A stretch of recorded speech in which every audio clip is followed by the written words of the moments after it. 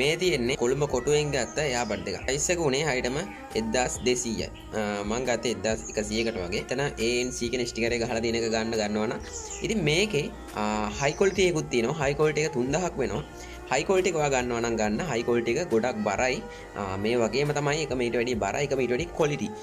මේකත් අවුලක් නැහැ. මේක මම පාවිච්චි කරන එක දැනට මේක රුපියල් 1200ක් වගේ වුණා. මේකෙත් සවුන්ඩ් ක්වොලිටි එක එවරේජ් මට්ටමින් ගොඩක් හොඳ සවුන්ඩ් ක්වොලිටි එකක් බලා ගන්න මට පුළුවන් වුණා. මෙන්න මේ විදිහට තමයි මේක ඇතුලේ බලා ගන්න පුළුවන් වෙන්නේ. ගොඩක්ම ක්වොලිටි එකට තියෙනවා. ඔයගොල්ලන්ට පේනවත් ඇති. සාමාන්‍යයෙන් කලින් වගේ අර වැටෙන්නේ එහෙම මොකුත් නැහැ. ගොඩක්ම ක්වොලිටි එකට ඔරිජිනල් එක වගේම මේකත් ඔයාලට බලා ගන්න පුළුවන්. බැටරිය ගත්තත් බැටරි සාමාන්‍යයෙන් ගොඩක් වෙලා මේක ඔයාලට පාවිච්චි කරන්න පුළුවන්. ගිෆ්ට් ගේම් ගහන කට්ටියට මේක ගොඩක්ම වටිනවා. බැටරි එහෙම මේකේ ගොඩක් වෙලා හිටින හින්දා මේකේ බොක්ස් එකෙන් 4 පාරක් ෆුල් charge කරගන්න පුළුවන්. මේකේ බොක්ස් එක සාමාන්‍යයෙන් ඔයගොල්ලෝ ටිකක් charge එකේ හිටින බොක්ස් එකක් බලලා ගන්න.